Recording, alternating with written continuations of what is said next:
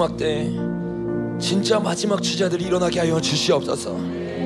주님, 이 마지막 세대 정말 중요한 세대임을 우리보다 음녀가 알기에 이들을 유혹하며 넘어뜨리며 첫사랑을 잊어버리게 하고 있습니다. 하나님, 오늘 이 예배를 통해 이들에게 다시 한번 보혈의 피가 뿌리고 덮어지게 하여 주시옵소서. 다시 한번 주님께 돌아가는 세례를 되게 하여 주시옵소서. 주님, 무엇보다 이들을 인격적으로 주님을 만나게 하여 주시옵소서. 주님을 부르짖게 하여 주시옵소서. 성령님을 구하게 하여 주시옵소서. 주님, 이 세례에게 그 새로운 축복을 부으실 우리 위대한 주님을 기대하며 예수 그리스도의 이름으로 기도드렸습니다. 아멘. 이 자리에 돌아가도록 하겠습니다.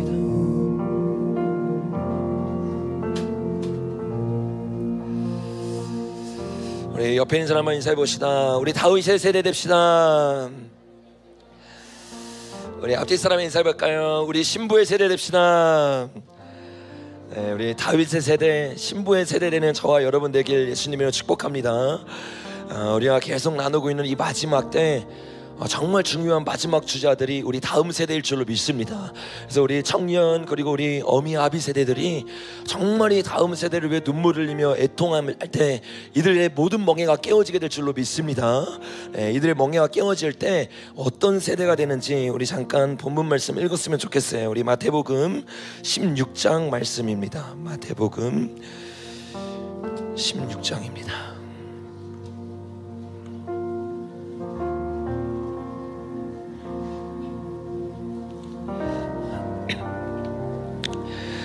우리가 금요일에 나눈 것처럼 지난주 그리고 이번주 금요일 오늘까지 끝내려고 했는데 설교가 좀 길어져서 다음주 금요일까지는 계시록 12장을 본문으로 말씀을 전하고 있습니다. 근데 12장 말씀을 많이 읽었기 때문에 오늘은 마태복음 16장 16절부터 19절까지의 말씀을 읽고 오늘 말씀으로 이어서 들어갔으면 좋겠습니다. 우리 같이 한번 주님 앞에 우리의 영혼에 선포하며 나아가겠습니다.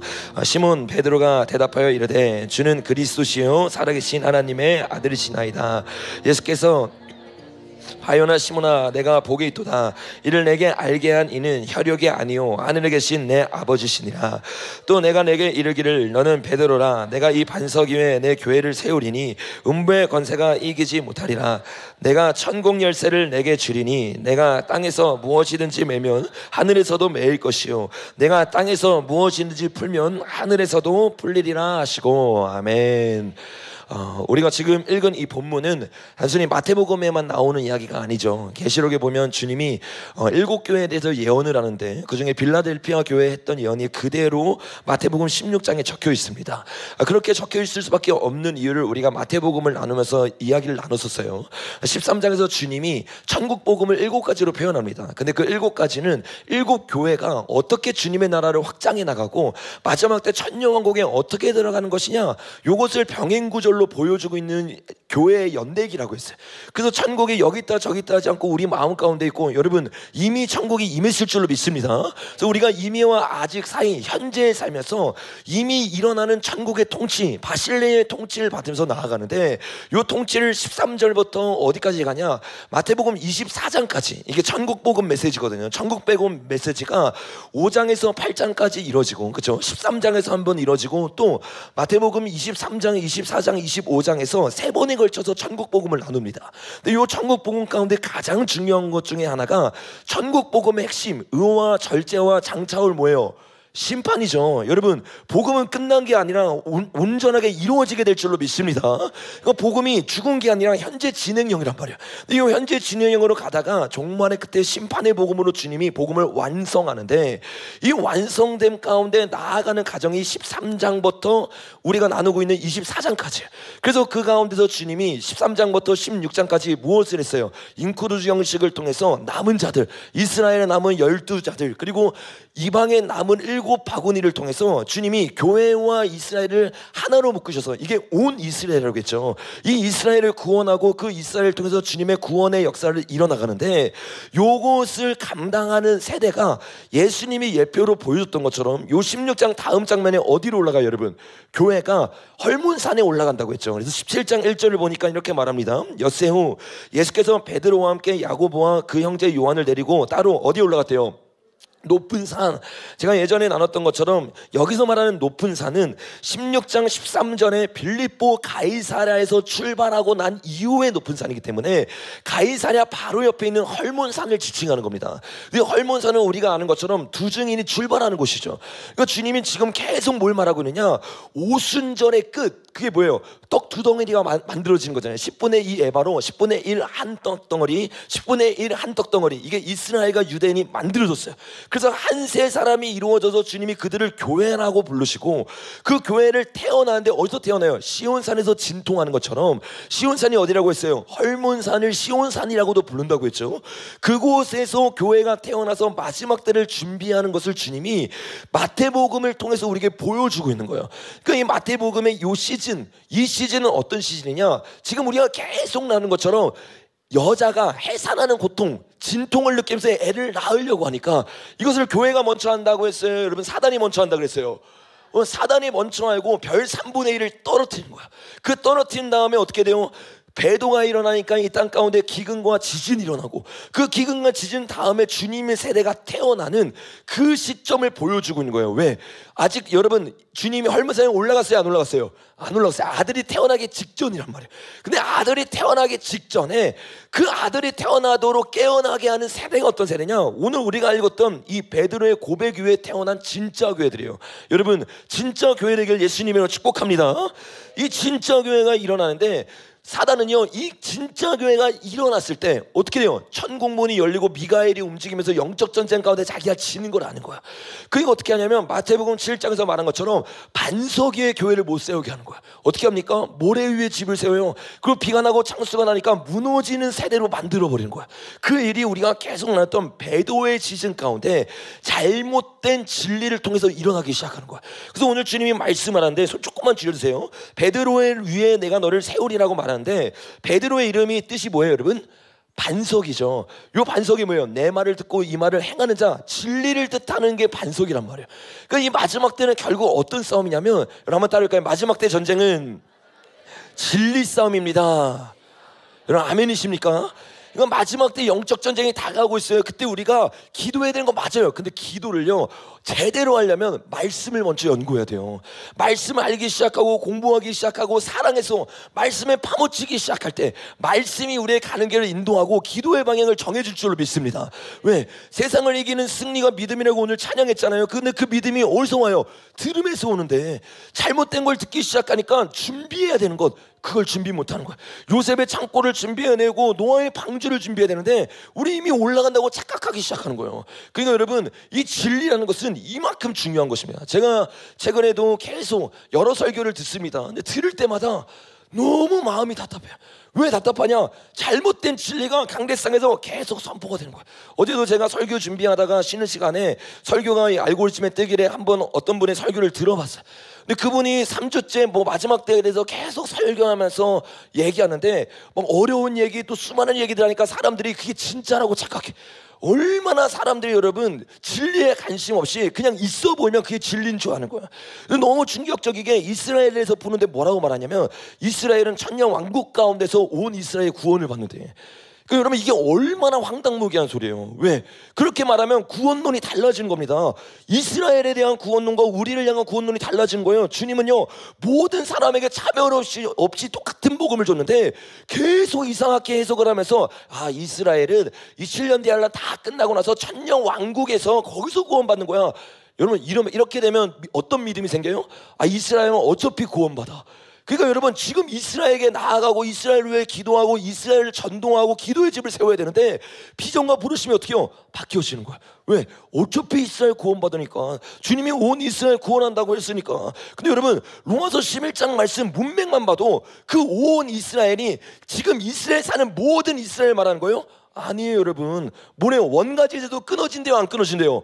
끊어진대요, 여러분. 그냥 한 개만 떼서 보는 게 아니라 문맥을 통해서 보면 너무나 정확하게 온 이스라엘이 언제 구원을 받는지, 그리고 어떻게 구원받는지 정확한 대상이 누군지를 말하고 있는데, 그냥 뭡니까 여러분, 교리처럼 또 조직 신학처럼 떼와가지고 내가 말하고 싶은 거에 붙이기 시작하는 거야. 그러니까 그 온 이스라엘 어차피 구원받으니까 우리의 구원에만 집중하게 만드는, 여러분 이게 가장 큰 미혹입니다. 7년 대환란을 준비하는데 그냥 대체 신학과 다를 바가 없는 거예요. 왜? 이스라엘은 어차피 구원받는다고 착각을 하니까. 여러분 이렇게 잘못된 진리가 아주 교묘하게 우리에게 들어온다. 또 대표적인 게 뭐가 있냐면, 좀 마태복음 피고 있죠. 우리 24장도 잠깐 한번 가볼까요? 마태복음 24장을 보면 아마 우리 교회 다니는 사람들 중에서도 이걸 모르는 사람들이 아마 대다수일 거예요.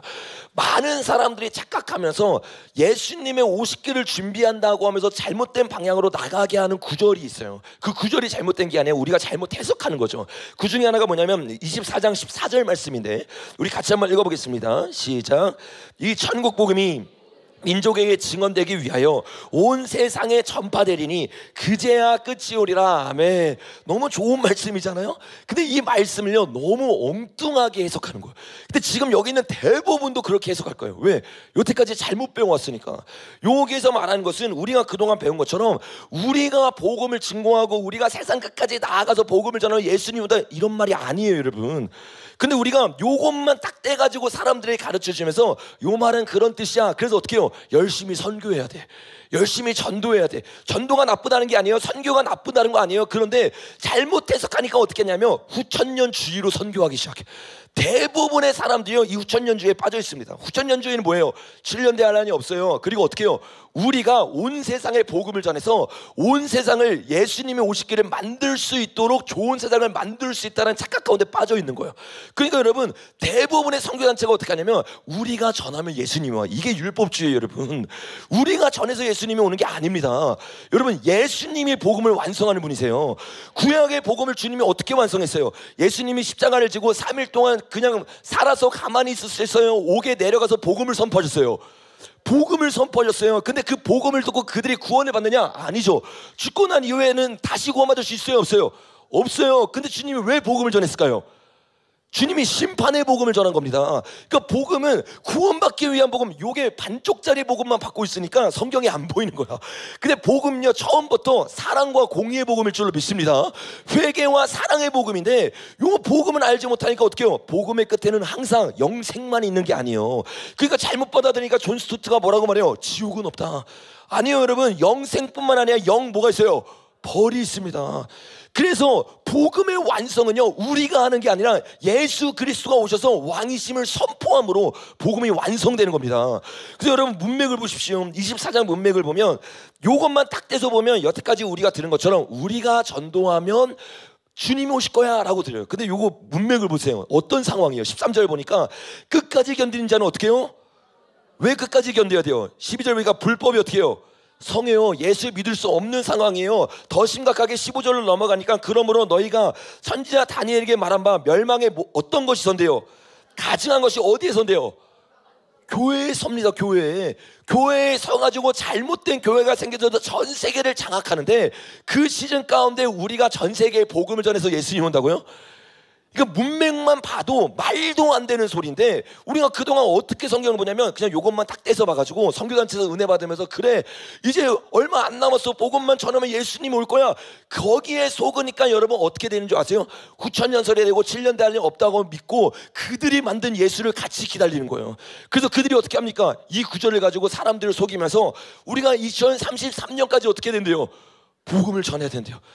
이제 몇 나라 안 남았대요. 이제 우리가 같이 나아가면 드디어 주님의 50개를 준비한대요. 그러면서 그들이 8년을 딱 말해요. 그게 뭐래요? 그들이 만든 부활절. 그 부활절이 진짜 부활절이 아니죠. 조실절이 부활절인데 우리가 금요일날 말한 것처럼 음녀를 섬기는 부활절을 딱 만들어 놓고 그날 2000년이 딱 되는 날에 예수님을 위해 우리가 준비하자. 그게 어떤 날이에요? 그들이 말하는 2030이죠. 그리고 그 2030 뒤에 정확하게 3년 뒤에 성경에서 말하는 게 아니라 그들의 계획을 짜고 있는 겁니다. 2030에 그들이 정확하게 전 세계를 하나를 만들려고 그러고, 하나로 만든 다음에 정확하게 3년 뒤에 뭘 하겠대요 여러분? 3년 반 뒤입니다. 부활절이 언제예요? 이 중반에 있잖아요. 3년 반 뒤에 그들이 원하는 대로 복음을 다 증거하고 그들이 만든 가짜 예수를 모두가 섬기게 만들려고 하는 거야. 성경을 잘못 해석하기 시작하니까 요 말만 딱 떼어와가지고 7년 대화를 싹 사라뜨리는 거야. 그리고 그들이 원한 것처럼 좋은 세상이 왔다. 실제로 여러분 전 3년 만에 끝나고 나면 큰 환난이잖아요. 그 큰 환난이 세상 사람들이 보기에는 환난이에요, 좋은 세상이에요? 좋은 세상이에요. 바벨론이 완성되잖아요. 그 완성된 가운데 우리가 후천년설을 이뤘다고 사람들을 속이기 시작합니다. 무천년설을 완성했다고 사람들을 속이기 시작합니다. 그러니까 여러분, 진리 하나를 잘못 알고 진리 하나를 잘못 해석하기 시작하면 수많은 잘못된 믿음이 생기고, 그 잘못된 믿음으로 말미암아서 어떻게 해요? 잘못 기도하기 시작하고 잘못된 곳에 동참하기 시작해요. 여러분, 그러면 여러분 선교를 하지 말라는 말이냐? 그 말이 아니에요 여러분. 여러분, 오늘 저와 여러분의 선교의 패러다임이 바뀌어야 될 줄로 믿습니다. 우리가 일하는 게 아니라 주님이 일해요. 그러면 우리는 가만히 있느냐? 그게 아니에요. 이 시대의 진짜 선교는요, 주님이 일할 수 있도록 진짜 예배자가 되는 거예요. 진짜 기도의 집이 각 교회마다 각 나라마다 세워지기 시작하고, 진짜 예배를 울려 퍼지고 진짜 새 노래를 울려 퍼질 때 우리의 힘으로 주님이 오는 게 아니라 주님이 역사하시는 겁니다. 그래서 이 마지막 때 어떤 일이 일어나느냐? 광야 때 출애굽보다 더 놀라운 능력이 예레미야 16장을 보니까 더 일어난대요, 안 일어난대요? 일어나요. 근데 그게 우리의 힘으로 하는 게 아니에요. 주님의 역사로 하는 겁니다. 그 새 노래를 배웠던 대표적인 사람이 누구예요 여러분? 계시록 15장에 보니까 어린 양의 노래가 나오고 또 어떤 노래가 나오죠? 모세의 노래가 나와요. 그러니까 계시록 14장에 나오는 새 노래를 가장 먼저 불렀던 사람이 출애굽기에 나왔던 모세란 말이에요. 그 모세가 주님 앞에 노래를 보고 예배를 하면서 나아가기 시작하면서 그 노래 가운데 어떻게 해요? 나 뭐 말하는지 까먹었어. 저기 제가 뭐 나누고 있었지 내가? 진짜 성경. 진짜 예배를 드리기 시작하니까 모세가 일하는 거예요? 하나님이 일하시는 거예요? 하나님이라는 거예요. 우리가 진짜 새 노래를 부르기 시작하고 진짜 양적 부흥이 아니에요. 앞으로 이 세대들은요, 양적 부흥 이거를 한번 성공했어요, 안 했어요? 성공했잖아요. 에즈베리 때. 그때 리고렌이 사람들 다 동원하고 사람들 다 초청해가지고 그들이 만드는 잘못된 부흥을 사람들에게 막 보여줘. 그러면서 어떻게 해요? 동성애도 같이 예배드릴 수 있는 그런 그림들을 보여주고, 그 사람들이 다 어디 와서 예배드렸어요? 사랑의 교회 와서 같이 예배드렸어요. 2033을 외치면서 가톨릭과 함께 예배드린다고 말하면서. 그러니까 거기에 왜 속느냐? 교회들이 진리를 분별하지 않는 거야. 제대로 찾지 않는 거야. 그러니까 선교의 패러다임이 일어나지 않고 진짜 예배 타협하지 않는 작은 자의 예배를 통해 주님이 일하시는데, 6억 명을 통해서 10억 명을 통해서 수많은 영혼들을 돌아오게 하고, 그거를 통해서 우리가 만든 예수를 기다리자 이러고 있는 거야. 여러분, 이 미혹에서 벗어나는 자들 되길 예수님의 이름으로 축복합니다.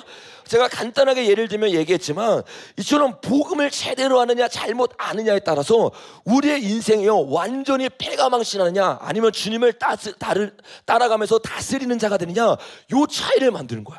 지금 한국교회는요, 잘못된 비진리 가운데 잘못된 것을 따라가기를 선택했어요. 그러니까 어떻게 돼요? 아무리 기도해도, 아무리 부르짖어도요, 그 끝은 뻔합니다. 왜? 기도보다 주님은요, 언약 위에서 움직이시는 분이세요. 그러니까 주님 뭐라고 약속했느냐? 우리가 금요일날 나눴던 거 잠깐 나누고 우리 주일 걸 오늘 걸로 나눠가겠습니다. 우리 같이 한번 읽어보겠습니다. 다음 장면 첫 번째 PPT 한번 읽어보겠습니다. 시작. 음녀로 말미암아 사람이 한 조각 떡만 남게 됨이며 음란한 여인은 기이한 생명을 사냥함이라. 사람이 불을 품에 품고서야 어찌 그 옷이 타지 아니하겠으며 사람이 숯불을 밟고서 어찌 그 발이 되지 않겠느냐. 여러분, 주님 앞에 기도해도 소용이 없어요. 왜? 주님이 이미 약속했어요. 뭐라고 약속했습니까? 사람이 불을 품에 품고서야 어찌 그의 옷이 타지 않겠느냐. 아니, 내가 불을 품고 있으면서도 주님 나를 구원해 주세요, 이건 소용없어요. 왜? 주님이 이미 말을 했는데 내가 순종하지 않은 거야. 여러분, 그 불을 뭐라고 말하고 있어요? 음녀와 하나 되는 거야. 음녀를 섬기는 거야. 그 음녀를 섬길 때 일어나는 일이 뭐냐? 사람이 한 조각 떡만 남게 되고 다 뺏기진다. 기근이 일어난다. 지진이 일어난다. 지금 합법적으로 별 3분의 1을 땅에 떨어뜨리려고 하는데, 거기에 여러분 2주 사이에 3분의 1이 뭐야 여러분? 뭐 성공회부터 시작해가지고 수많은 나라들, 수많은 종교들, 기독교를 포함한 모든 종교가 가톨릭과 하나 되고 있어요. 연결되고 있어요. 대한민국에서만 수많은 사람들이 WA로 끝난 게 아닙니다. WA를 선언한 거죠. 그 선언하고 나서 본격적으로 그 일이 일어나고 있어요, 안 일어나고 있어요? 일어나고 있어요. 수많은 교회들이 잘못된 거 아니다. WA 복음에 우리가 동참해야 된다. 우리가 땅끝까지 복음 전해야 된다. 요 뉘앙스로 계속 하나 되기 시작하는 거예요. 여러분, 이렇게 되기 시작하면 대한민국의 실제적인 기근과 지진이 지난 3개월 동안 우리가 나눈 것처럼 일어날 수밖에 없는 거예요. 여러분, 이것을 대표적으로 겪고 있는 나라가 있죠. 그게 그 다음 장면을 보는 필리핀이라는 나라예요. 예전에도 제가 한번 설명했지만 이 필리핀 가운데 몇 달 전에 지진이 일어났어요, 안 일어났어요? 일어났어요. 실제로 지진이 일어났고 이 지진의 반이 제가 계속 이야기하는 것처럼 계속해서 일본으로 가고 있습니다. 이번 주에도 우리나라에서 2번이나 지진이 일어난 거 아시죠? 그러니까 총 24번 일어나는데 여진까지 합쳐서 24번 일어났어요. 계속해서 이 판들이 이 러시아와 미국을 지나서 일본 쪽으로 가고 있고 필리핀을 지나가지고 우리나라를 지나가지고 일본 쪽으로 계속적으로 움직이고 있단 말이에요. 왜? 그들이 회개하지 않는 거예요. 계속해서 음란한 죄를 짓는 거예요. 6.9 지진으로 끝나지 않았습니다. 그 다음 장면 보니까 그 다음에 7.4의 규모가 또 일어나고 그 다음에 6.7의 지진이 계속 일어나요. 계속적으로 지진이 일본에서 먼저 일어나는 게 아니라 필리핀에서 먼저 일어나는데 그 이유에 대해서 제가 여러분에게 이야기를 나눴었어요. 다음 장에 보니까 몇 개월 전에 필리핀에서 최대 규모의 사단 숭배 예배가 드려졌어요, 안 드렸어요? 드려졌어요. 아시아를 장악하겠다고 하는 프리메이슨이 화교들이죠. 이 프리메이슨들 일루미나티 세력들, 이들이 가장 가톨릭에게 넘어간 필리핀이라는 땅을 밟고 그곳에서 아시아를 점령하겠다고 모여가지고 그들이 예배를 드립니다. 그들은요, 우리가 미가서 3장에서 나눈 것처럼 건설하는 자들이에요. 그래서 다음 장에 보니까 이들이 기도하는 겁니다. 이렇게 기도해요. 우주의 위대한 건축가 프리메이슨께서 주신 은혜와 축복에 감사할 줄 아는 마음을 우리에게 허락해 주시기를 기도합니다. 이게 그들의 기도예요. 하나님께 기도하는 것이 아니라 정확하게 프리메이슨에게 기도하면서, 그 프리메이슨 뜻이 여러분 뭐라고 돼 있어요, 여러분? 건축주라고 돼 있죠. 이거 그 바람을 저한테 오지 않고 밑으로 내려가게 설정을 좀 나중에 한번 해주세요. 그 키시는 분들은 성경책에 계속 넘어가지고.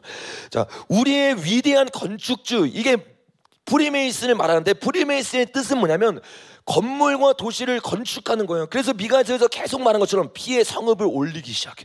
예루살렘은 어떻게 해요? 잘못된 악의 도시로 만들기 시작하는 거야. 이런 일을 프랑스에서 시작해서 영국에서 시작해서 결국엔 아시아를 점령하기 위해서 필리핀에 왔고, 요게 그대로 요 일에 앞장섰던 기독교계 사람이 누구라 했어요? 텐데로라고 했잖아요. 텐데로 다음에 우리나라가 그 공을 이어받은 겁니다. 그리고 요게 정확하게 어디까지 갔다고요? 이스라엘까지 간 거예요. 그러니까 요 나라들을 장악하기 위해서 이들이 계속 그 일을 하고 있는데, 요 일로 말미암아서 이 땅들이 어떻게 해요? 지진이 일어나고 태풍이 일어나고 경제적 환난이 앞으로 일어날 겁니다. 왜? 그들이 장악하기 위해서는 먼저 뭐가 돼야 된다고요? 리셋이 돼야 되니까. 그래서 여러분, 지진만 일어나고 끝나는 게 아니에요. 이번 주 뉴스 보신 분 아시겠지만 다음 장면 보니까 필리핀에 어떤 일이 일어났어요? 태풍이 강타했는데 사상 초유의 태풍이 강타했어요. 그래서 이 강타한 가운데 66명보다 훨씬 더 죽었습니다. 근데 이들은 항상 여기서 끊죠. 그래서 66을 딱 보여주면서 수많은 사람들이 죽었다. 이게 얼마나 심각하냐면 국가 비상사태까지 됐어요. 그러니까 이 상황을 통해서 지진으로도 아직 복구가 안 되는데 똑같이 세 보입니다. 거기에 태풍이 딱 치기 시작하면서 그 다음 장에 보니까 56만 명이 피난길을 갔어요. 그러니까 이 태풍이 그동안 우리가 생각하는 그 정도의 태풍이 아니라 지금은 성경에서 말하는 그 재앙급의 일들이 계속 일어나고 있는 거예요. 지진이 일어나기 시작하고 태풍이 일어나기 시작하고 경제적으로 아주 다 망할 수밖에 없는 리셋 버튼이 점점 눌리는 상황으로 들어가고 있어요. 차들 보세요, 여러분. 지진 때랑은 비교가 안 될 정도로 다 무너지고 다 박살나고 다 깨어지고 있어요. 여러분, 이건 절대로 우연이 아닙니다. 이 일이 점점 어디로 오고 있다고요? 일본과 한국으로 오고 있습니다. 그리고 그 일이 제가 계속 말한 것처럼 저번 주 이후로 급진적으로 일어날 수밖에 없는 거예요. 왜 일어날 수밖에 없느냐? 성경의 약속이 그렇게 되어 있어요, 여러분. 한번 읽어보겠습니다. 다음 장면 시작. 그들이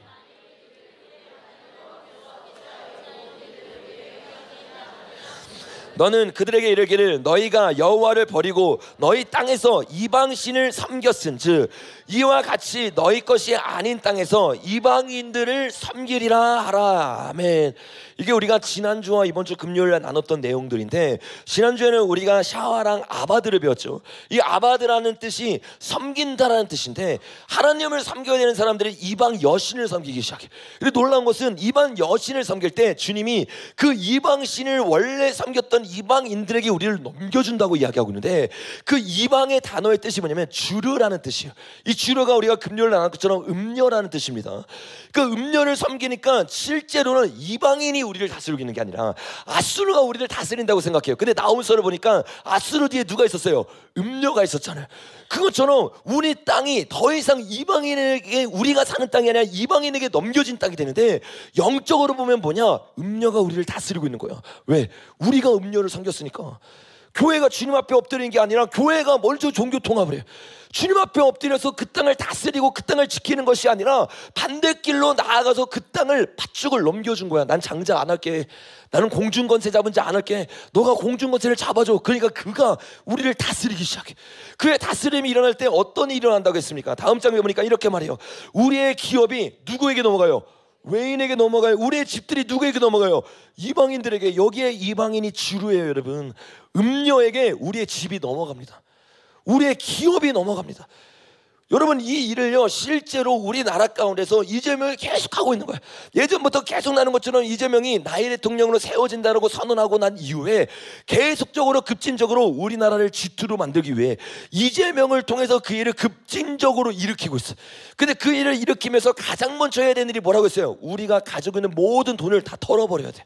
우리가 가지고 있는 모든 재산을 다 털어버려야 돼. 그래서 이재명이 되자마자 가장 먼저 내놓은 공약이 뭐냐면, 코스피 뭐라고 그랬어요? 5천 찍겠다. 5천. 내가 올라가겠다. 계속해서 언론 플레이를 하기 시작하고, 이 코스피 5천을 만들기 위해서 돈을 풀어야 안 풀어요? 금요일날 나눈 것처럼 민생지원금을 나눠주기 시작하고, 이제는 한 수 더 떠서 4인 가구에 몇만 원씩 나눠준대요. 200만 원씩 나눠준대. 200만 원. 여러분, 말이 안 되는 거예요. 5만 원씩만 나눠줘도 여러분 얼마였어요? 30조였어요. 200만 원씩 나눠주면 지금 안 그래도 우리나라 부채율은 역대 최고이면서, 단순히 우리나라의 역대 최고가 아니라 OECD 국가 중에서도 1위입니다. 이 부채가 늘어나는 증가율이. 이재명이 그렇게 돈을 벌기 시작하면서 그 돈을 언론 플레이를 통해서 뭐라고 말해요? 비투해야 된다. 비투. 뭐예요? 빚내서 투자해라. 계속해서 어디에 집어넣게 하냐? 코스피에 집어넣게. 이 코스피 가운데 우리나라 사람들이 봤을 때는 이제 우리나라가 잘 될 것처럼 보이잖아요. 왜? AI가 점점 우리나라로 들어오지, 우리나라가 허브 역할을 하지, 우리가 그동안 나눈 것처럼 진짜로 그런 일들이 일어날 거거든요. 그런데 그 일이 먼저 안 일어납니다. 여러분, 닷컴이 성공하기 전에 닷컴 뭐가 먼저 일어났어요? 버블이 먼저 일어났어요. 사람들이 그 말을 듣고 닷컴 버블이란 말은 닷컴이 없었다는 뜻이 아닙니다. 실제로 있는데, 먼저 어떻게 해요? 세력들이 안 들어가고 언론 플레이들을 통해서, 개미들이라고 말하잖아요. 개미들을 다 끌어모아가지고 돈을 다 쓰게 만들어요. 그 다음에 어떻게 해요? 버블을 터뜨리고 아주 값싼 가격에 누가 사기 시작해요? 진짜 세력들이 사기 시작하는 거예요. 이게 1997년에 우리나라에서 일어났고, 여러분 또 언제 일어났어요? 일본에서도 일어났잖아요. 계속 태국에서도 일어났잖아요. 필리핀에서도 일어났잖아요. 그 나라들이 못 성장하는 이유는 전 경제권을 다 뺏겨버렸어요. 경제권을 뺏기면 정치권을 뺏깁니다. 왜? 돈에 의해서 로비를 당하고 수많은 사람들이 거짓말을 하기 시작하니까. 그 일이 다음 장면 넘겨보는 것처럼 전 세계적으로 이 금요일에 나눴던 거죠. 계속 일어나는데, 전 세계의 흐름에 따라서 우리나라, 이건 코스피입니다. 코스피의 흐름도 그대로 따라가기 시작해요. 그래서 여러분, 경제적 위기가 있을 때마다 규칙이 있어요. 그 규칙이 뭔지 아세요? 항상 위기 전에는 어떻게 해요? 주가가 내려가요, 올라가요? 계속 올라가요. 아니, 이상하잖아요, 여러분. 어떻게 하나같이 쭉 올라가다 급격하게 떨어지냐고. 이거는요, 의도적으로 만들었다라고밖에 볼 수가 없는 거예요. 우리가 그동안 계속 경제 위기에 대해서 나눴던 것처럼, 여태까지 일어났던 세계 1차, 2차 모든 전쟁도 만들어진 거고, 1차, 2차 공황, 세계공황 다 그들에 의해서 만들어진 거예요. 그래서 실제로 IMF 때도 어떻게 하냐면, 세력들이 우리나라를 장악하기 위해서 사람들에게 우리나라 더 부자 될 거야, 우리나라 이제 점점 성공할 거야, 사람들을 향하고 점점 투자하게 만들어요. 이 투자가 쭉 되니까 어떻게 해요? 거품을 다 빼면서 그 기업들을 1997년에 김대중이 누구와 손을 잡았어요? 로스차일드 가문과 손을 잡아가지고 우리나라 기업들 다 넘어간 겁니다, 여러분. 그래서 지금 우리나라 기업도 여전히 우리나라 기업인 게 없어요. 삼성부터 시작해서 수많은 기업들이 우리나라 기업이라고 말하지만 주식은요 거의 다 뺏긴 상태입니다. 신한은행을 제외한 모든 은행들도 대부분이 다 뺏긴 상태예요. 닷컴 버블 때도 마찬가지죠. 닷컴의 얘기를 계속하니까 언론들이 얘기나 하기 시작하고 주식에 투자하기 시작해. 그러니까 여러분 급격하게 올라가요, 안 올라가요? 쭉 올라가는 거예요. 그리고 이 버블을 터뜨리고 난 다음에 실제로 닷컴으로 이익을 보는 세력은 여기서부터 여기까지 올라가는 세력들이 장악하기 시작하는 거예요. 그러니까 진짜 개미들 속은 사람들, 이 사람들 어떻게 해요? 계속 망하기 시작하는 거예요. 계속 자기가 자기 땅을 다스리는 게 아니라 계속 빚더미 가운데 있는 거야. 요게 여러분 우리나라의 역사입니다. 2008년 때도 마찬가지고 2011년 때도 마찬가지예요. 근데 요 일이 2020년 되면서 코로나 때 한 번 더 일어나죠. 코로나가 되기 직전에 여러분 급증해요, 급증하지 않아요? 갑자기 급증해. 전 세계가 잘 살 것처럼 사람들에게 막 얘기하기 시작해. 그리고 나서 하나같이 약속된 것처럼 코로나가 딱 터지기 시작하니까 다 내려지기 시작해. 그 내려짐을 통해서 다시 한번 이익을, 이만큼이나 이익을 보는 사람, 이게 세력들이 돈의 흐름을 다 가져가기 시작하고, 그리고 나서 성경의 예언대로 뭐가 터졌어요? 전쟁이 딱 터져요. 밀이 막히기 시작하고 수입이 막히기 시작하니까 다시 어떻게 해요? 하락하기 시작하죠. 요 하락을 통해서 여기에 투자했던 수많은 사람들 어떻게 하는 거예요? 돈 다 있는 거예요. 근데 여러분 이 다음에 일어난 게 기근이잖아요. 기근 때는요 지금 상황이 달라. 얼마나 다르냐 여러분, 폭을 보세요. 여기서부터 여기까지 한 번에 올라갔어요. 이렇게 올라간 역사가 없습니다. 여러분 보세요. 역사상 한 번도 코스피가 이렇게 뚫은 적이 없어요. 근데 무서운 건 뭐냐, 성경에서 말하는 그 다음 일이 기근이에요. 경제적 무너짐이에요. 근데 이 경제적 무너짐이 놀라운 건 여러분 코스피만 이런 게 아니에요. 그렇죠? 지금 전 세계적으로 주식이 다 뭐하고 있어요? 폭증하고 있어요. 왜? AI를 우리가 4차 산업혁명 들어간다. 근데 그 중에서도 가장 폭증한 게 우리나라예요. 왜? 우리나라 중심으로 블랙록이 오기 시작하지, 뭐 빌 게이츠가 오기 시작하지. 그 사람들이 올 때마다 주식이 계속 올라가는 거예요. 그들이 뭐 하고 있는 거예요, 여러분?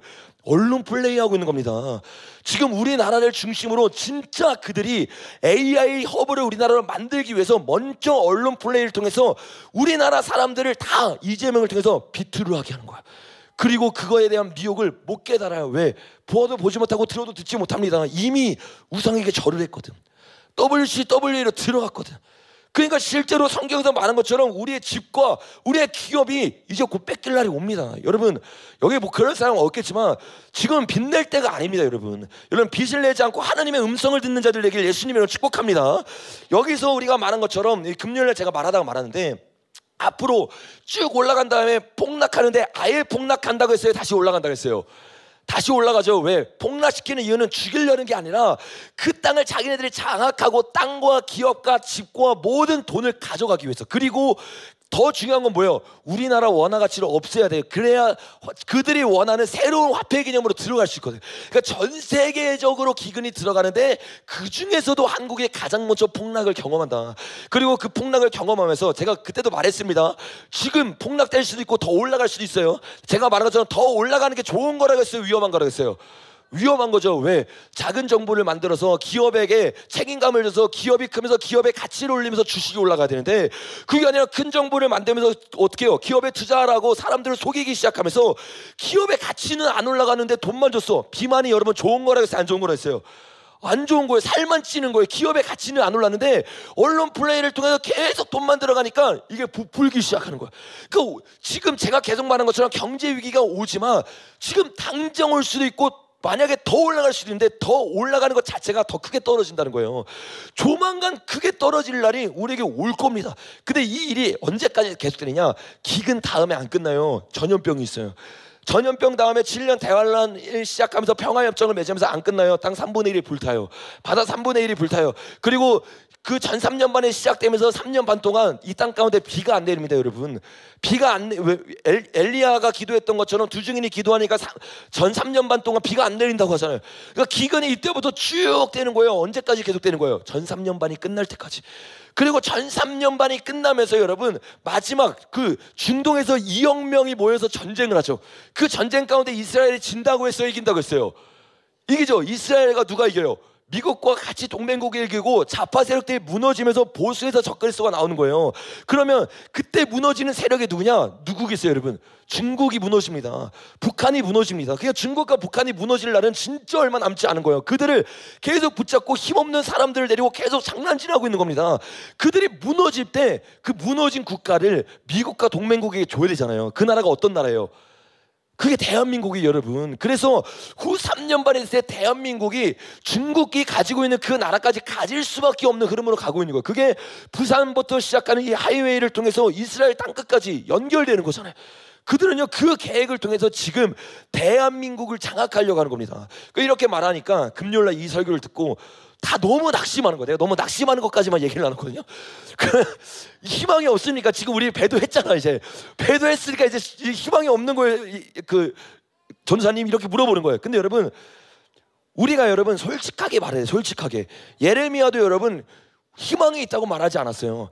예레미야는요 나라가 망한다고 얘기했어요. 근데 나라가 망하는 게 희망이 없는 거냐? 그게 아니에요. 나라는 망하거든요. 근데 거기에 예레미야가 계속 말했던 게 누구예요? 남은 자들이 있어요. 근데 그 남은 자들이 남아가지고 자기만 지키냐? 그게 아니에요. 다니엘 보세요. 남아서 포로기로 바벨론에 끌려갔어요. 근데 끌려가가지고 하나님을 따라가고 진짜 신부가 되니까 거기서 나만 지켜요? 아니면 나라를 좌지우지해요? 나라를 좌지우지해요. 그러니까 그들이 그 모든 땅을 다 만들었어. 블레셋이 모든 땅을 다 만들었어. 고레스가 메대와 베델을 다 만들어서 하나로 만들었어요. 그때 진짜 주님을 따르는 사람들은요 주님이 그들을 사용하십니다. 요셉 보세요 여러분. 애굽에 있는 모든 백성들이 다 어떻게 해요? 요셉의 말을 따라가는 거예요. 그러니까 나라적으로만 봤을 때는 희망이 없어요. 그러나 진짜 우리가 육적 눈으로 봤을 때는 희망이 없지만 결국에 우리나라는 지투국가가 될 거고, 그 지투국가에 우리나라 대부분의 국민들은 노예 생활 가운데 들어가겠지만 우리가 진짜 깨닫고 준비하는 사람은요 같이 노예가 되는 것이 아니라 그들 위에 서는 자들이 됩니다. 아멘입니까? 여러분 우리 교회에서 그런 자들이 나와야 될 줄로 믿습니다. 이거는 그냥 단순히 목회자들만 말하는 게 아니에요. 요셉은 경제인이었습니다.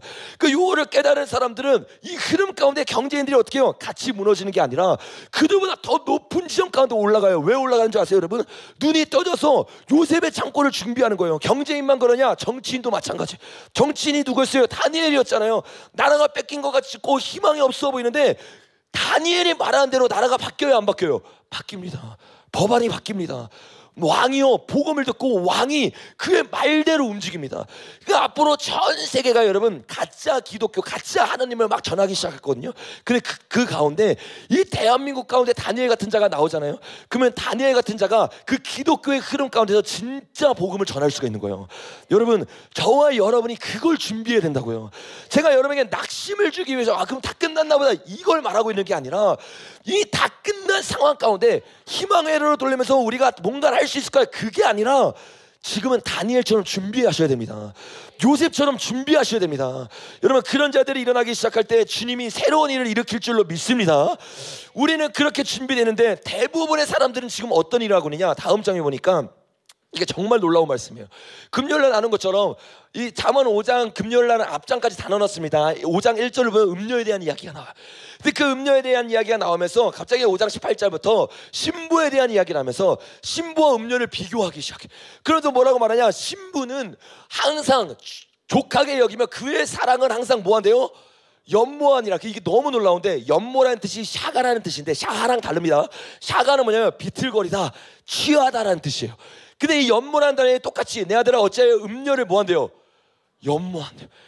여러분 눈을 떠서 보면 이건 무슨 말이냐? 새 술에 취하는 자들이 있어요. 이게 성령에 취하는 자들이에요. 근데 어떤 자들은 음료가 주는 포도주에 취하기 시작해. 여러분 사랑은요 무조건 하게 돼 있어요. 누군가를 섬기게 돼 있어요. 멍에를 맬 수밖에 없어요. 그러니까 지금은 주님을 사랑하느냐 아니면 음료를 사랑하냐, 이게 나뉘어지는 때요. 여러분 하나님을 향한 첫사랑의 회복되길 예수님의 이름으로 축복합니다. 그 대부분의 교회들이 10월 27일 날 뭘 결정했느냐? 우리가 보았잖아요. 음료의 술을 딱 마시는 거야. 음료를 연모하기 시작하면서 그들이 만든 예수를 준비하기 위해서 땅끝까지 복음을 전한다는 착각 가운데 2033을 외치기 시작해. 그때 어떻게 되느냐? 요에스에 이렇게 말해요. 취하는 자들아 너희는 깰지어다 울지어다. 왜 울어야 되냐? 다른 한 민족이 내 땅에 어떻게 해요? 올라온대요. 이게 이 앞에는 안 가져왔지만 3장 4장 문맥을 보면 뭐예요? 메뚜기예요, 황충이에요, 느치예요. 이들이 올라와가지고 우리가 먹어야 되는 모든 것들을 다 빼앗기 시작해. 금요일에 나눈 것처럼 여러분 실제로 대한민국은요 양쪽에서 오고 있어요. 양쪽이 아니라 사실은 하나의 세력입니다. 중국과 그 중국 뒤에 있는 예수의 세력들이죠. 그 세력들이 1997년에 우리나라를 장악한 것처럼 지금 그 땅을 먹으려고 들어와요. 그 예표 중에 하나가 다음 장에 보니까 이번 주에 실제로 군복 차림의 중국인 100명이 한강에서 여러분 걸었어요, 안 걸었어요? 여러분 이거 영상 가서 찾아보세요. 너무 충격적이에요, 여러분. 그 사람들이 실실 웃으면서 빨간 깃발 두고 선포하고 있는 거. 우리가 이 땅 가질 거다. 장악할 거다. 이게 여러분 한강에서만 일어나는 게 아니에요. 제주도에서는 이미 오래전에 일어났고, 같은 시기에 다음 장에 보니까 여주에서는 축제를 하는데 중국 군인 행진 영상을 틀어줘요. 중국 군인이 진짜 행진하고 또 중국 군인이 동시다발적으로 영상을 보여주면서 중국 군인들이 이 나라를 장악하는 일들을 실제로 보여주고 있는 거예요, 여러분. 이 땅이 진짜 뺏기고 있다고요. 여러분 536만 명을 중국 사람들을 초청한다고 했어요. 이거 누가 한다고 했죠? 김민석이 한다고 했죠. 이재명 합쳐서. 근데 김민석이 그 말을 하면서 민주당 세력들이 지금 어떤 일을 하냐? 다음 장에 보니까 택배기사와 소비자가 원하지 않는데 새벽 배송을 멈추려고 해요? 멈추려고 안 하려고 그래요? 멈추려고 그래요. 근데 이거 멈추는 순간 여러분 여기에 해당되지 않는 누가 움직이고 있어요? 다음 장에 보니까 국내는 새벽 배송 묻고 중국은 시동을 걸고 있다. 누가 시동을 거냐면 여기 보니까 알리와 테무가 지금 새벽 배송 하려고 하고 있어요. 이 말이 무슨 말이에요, 여러분? 우리나라 기업들 다 죽이겠다는 겁니다. 홈플러스 뭐 다 다른 나라들 뭐 다 죽이고 거기에 중국 기업이 다시 다 들어오기 시작해. 새벽 배송 없애기 시작하고 어떻게 해요? 알리와 테무가 들어오기 시작해요. 중국 기업들이 실제로 성경에서 기록된 것처럼 너희가 음료를 따르니까 음료의 섬김을 받게 될 거다. 다음 장면을 넘겨보니까 부동산 대출 규제로 우리나라는 더 이상 대출받기 힘들어졌어요. 근데 중국인들은 대출 규제 없어요. 부동산 쇼핑을 합니다. 중국인 줍줍 시장 열렸나 계속 다 주워간다는 거야. 왜? 우리나라 사람들이 살 수 없으니까. 중국 사람들 뒤에는 여러분 화교들이 있고 화교 뒤에는 예수의 세력들이 있는 거예요.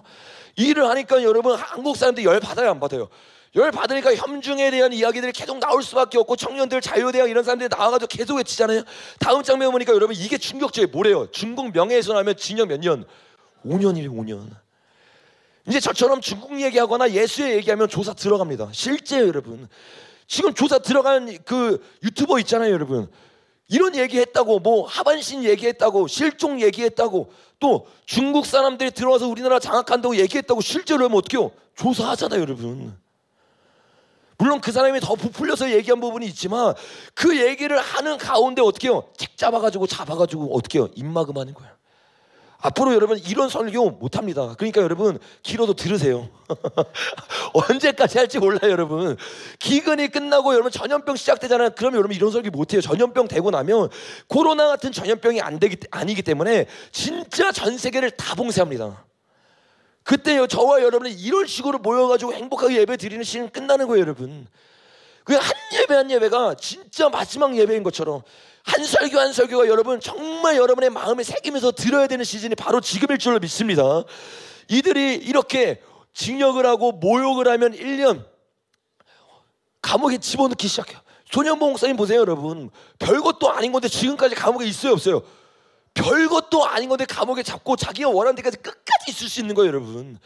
이런 일이 앞으로 한국교회에 계속 일어나게 됩니다. 중국 이야기할 때, 예수의 얘기를 할 때. 그러니까 잡혀가는 것이 이제는 먼 나라 이야기가 아닙니다. 여러분 정말 정신 차리길 예수님으로 축복합니다. 여러분 이렇게 협중에 대한 이야기를 가장 강력하게 하는 사람이 다음 장에 보면 바로 이재명이죠. 이재명이 협중시 국익 훼손이다, 자해행위다, 완전히 뭐 해야 된대요? 추방해야 된대요. 여러분 이제 디아스포라 되는 겁니다. 진짜 추방 당하는 겁니다. 우리나라에서 그런 설교를 못할 때가 와요. 얼마 전에 보니까 IQ 276대는 어떤 분이 어떻게 해요? 이거 다 폭로하고 갔잖아요. 아니 IQ가 그렇게 높고 세계에서 가장 높은 IQ를 가지고 있는데 그분이 예수님을 믿더라고요. 근데 그분이 말하잖아요. 우리나라 다 뺏겼다, 공산주의 됐다, 이런 말을 영어로 하거나 일본어로 하면 이제 그 사람 조사 받는 거예요. 그리고 어떻게 해요? 미국으로 간대잖아요. 자유를 찾아서. 이미 일본 사람들은 모르지만 그 위에 있고 수많은 사람과 저점이 있고 정보가 있는 사람은 우리나라가 얼마나 넘어간지 실제로 알고 있는 겁니다. 이재명은 실제로 일을 하려고 하는 거야. 이재명은 좋겠죠. 왜? 자기 대통령한테 질투가 될 수 있는 모든 발판을 만들고 명예가 생기니까. 그리고 언론 플레이를 통해서 세뇌시켜서 자기가 좋은 대통령을 말하면 되니까. 근데 국민들은, 대부분의 국민들은 보트피플 되는 겁니다. 자유를 외치고 구구라고 지금 불려지고 기독교라는 이름을 가지고 있는 진짜들은. 여러분, 이런 일들이 일어나는 결정적인 이유에 대해서 에스겔이 이렇게 이야기합니다. 우리 같이 한번 선포해 보겠습니다. 시작. 다국인의 손에 넘겨 노략하게 하며 세상의 악인에게 넘겨 그들이 약탈하게 하며 더럽히게 하고 내가 또 내 얼굴을 그들에게서 돌이키리니 그들이 내 은밀한 처소를 더럽히고 포악한 자도 거기 들어와서 더럽히니라. 왜 음녀에게 너희를 넘겨줬느냐? 그들이 내 은밀한 처소를 더럽혔다. 포악한 자가 그 은밀한 처소에 들어와서 더럽혔다. 이게 W예요. 그래서 우리가 에스겔 계속 나눴잖아요. 7장 다음에 8장에 성전으로 주님 인도해 가잖아요. 거기 가니까 단무스를 위해 울고 있어. 거기 가니까 비밀문이 있어서 들어가 봤더니 뭐가 있어요? 각종 곤충을 섬기고 있어. 일이 지금 대한민국 가운데 일어났다고요. 지금도 수많은 교회 가운데 WA 끝나고 여러분 금요일에 나는 것처럼 안 돌아간 거 아시죠? 제주도에 갔다가 이 사람들이 어제는 TCC에 가고 또 수많은 교회들에 가가지고 다시 한번 그 사람들이 우리가 2033으로 나아가야 된다 그 말하고 있어요. 저번 주 여러분 수요일날 했던 사랑의 교회 설교 보세요. 여러분 계속해서 2033 어떤 외국인이 나서 또 얘기하고 있어요. 그 얘기들을 통해서 우리 교회 가운데 각종 공충을 새기고 있어요. 그건 보에게 안 새깁니다. 비밀 방을 만드는 거예요. 그 안에서 양의 탈을 쓰고 음료의 계획을 수행하고 있는 거예요. 여러분 그들과 싸워 이기는 자가 되어야 될 줄로 믿습니다. 그들이 하는 일이 뭐냐? 다음 장에 보니까 우리가 계속 나는 것처럼 교회가 진짜 아들에서 반석 위에 세워져서 아바드를 하며 지키며 그들이 이기는 걸 아니까 그거를 못하게 교회를 섞는 거예요. 그들 위해 어떤 양을 사르지 말래요? 다른 양. 근데 무슨 뜻이에요? 주루예요. 여러분 이게 너무 충격적이지 않아요? 그냥 다른 양이 아니라 원어를 그냥 있는 그대로 해석하면 음료의 향을 피우지 마라. 수많은 교회들이 기도의 향을 올리고 예배의 향을 올리는데 음료의 기도를 올리고 있는 거예요. 음료를 예배하고 있어요. 그게 누구예요? 나덕과 아비후였어요. 제사장이었단 말이에요. 제사장으로서 누구도 들어갈 수 없어. 음료도 못 들어가요. 보호를 받는 다스림을 받고 내가 다스릴 수 있는 제사장의 역할을 할 수 있는데 그를 끄집어낸 거예요. 어떻게? 다른 향을 피우게 함으로, 음료와 결탁하게 함으로, 죄를 짓게 함으로, 보이지 않는 곳에 음행을 함으로, 보이지 않는 곳에서 탐욕하고 시기하고 질투하고 용서하지 못하게 함으로 장막이 걷어지는 겁니다. 여러분 지금 이 시대는요, 오늘 마지막 찬양했던 것처럼 다윗의 장막이 회복돼야 됩니다. 옆에 있는 사람에게 인사해 봅시다. 오늘 다윗 장막을 회복합시다. 우리 앞뒤 사람들 인사해 봅시다. 다윗 장막을 회복합시다. 여러분 그 장막이 다시 한번 회복되길 예수님의 이름으로 축복합니다. 장막이 회복되는 길은 한 가지예요. 우리 계시록 18장 말씀 읽어보겠습니다. 시작. 또 내가 들으니 다른 음성이 나서 이르되 내 백성아 거기서 나와 그의 죄에 참여하지 말고 그가 받을 재앙을 받지 말라. 아멘. 그의 장막, 음녀의 장막에서 나와 죄와 참여하지 않을 때 그 재앙이 여러분 끊어지게 되는 겁니다. 그래서 저와 여러분은 음녀와 함께하는 것이 아니라 다시 에덴의 회복으로 들어가야 돼요. 다음 장면 넘겨보니까 그게 지난주에 나눈 것처럼 에덴의 회복, 아바드, 다른 향이 아니라 진짜 예배를 회복하고 지키는 건 뭐라 그랬어요? 율법을 지킬 때 샤마르가 사용된다고 했죠. 첫사랑을 지키고 회복하기 시작할 때 저와 여러분에게 장막이 덮여지기 시작하는 거예요. 장막이 덮여지면 어떻게 되느냐? 주님이 이렇게 약속합니다. 우리 민수기 읽어보겠습니다. 시작. 너와 제단과 휘장 안의 모든 일에 대하여 제사장 직분을 지켜 섬기라. 내가 제사장의 직분을 너에게 선물로 주었은즉 거기 가까이 하는 외인은 죽음을 당하리라. 아멘. 제사장 직분은 주님이 주신 선물입니다. 그래서 우리 모두가 진짜 회개할 때 왕같은 제사장이 되는 거야. 왕같은 제사장이라는 건 뭐냐? 휘장 안에 모든 일 진짜 아바드 하시는 거야. 진짜 예배하기 시작하고 에덴이 회복되기 시작하고 주님의 통치가 임하기 시작하고 천국이 임하니까 거기 음료가 들어올 수 있어요? 없어요? 없어요. 음료의 모든 계획이 다윗 장막에서 무너지게 될 줄로 믿습니다. 그러니까 저와 여러분이 이 마지막 때 이걸 회복해야 되는 거예요. 이게 여러분 요셉의 창고입니다. 노아의 방주입니다. 경제인에게는 요셉의 창고로, 정치인에게는 다니엘처럼 어떻게 해요? 기도의 처소로 인도해요. 그 처소에서 예배하고 주님 앞에 장막이 덮여지니까 그 가운데서 여러분 출애굽기 25장에 주님이 뭐라고 말해요? 그 위에서 내가 너와 뭐 하겠대요? 만나리라라고 말하잖아요. 주님을 만나기 시작하니까 주의 음성이 들려요. 주님의 음성이 뭐예요? 지혜와 총명의 영이세요. 문학과 재능의 영이세요. 여러분, 세상의 그 어떤 지혜보다 10배나 뛰어난 게 주님의 지혜입니다. 그러니까 여러분, 박수와 술객들 뭐하는 자예요? 음녀에게 엎드리는 자들이죠. 그들이요 감당하지 못하는 지혜가 다니엘에게 부어지는 거예요. 그러니까 다니엘을 죽이려고 해도 죽여져야 안 죽여져요. 여러분, 빌라델피아 교회 보세요. 죽는 게 아니라 끝까지 이기잖아요. 마지막까지 주님이 뭐라고 말하냐? 큰 환난에서 끄집어내는 자들이 있대요. 그들은요 여러분, 그 환난 가운데서 이기는 자들입니다. 여러분, 그 이기는 자들 되길 예수님의 이름으로 축복합니다. 이기는 것의 핵심이 뭐냐? 한번 따라하겠습니다. 아바드.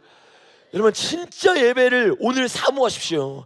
그 예배로 들어갈 때 주님이 우리를 통치하기 시작하는 거야. 그러니까 에덴이라는 건 뭐냐? 아바더, 주님 앞에 엎드려.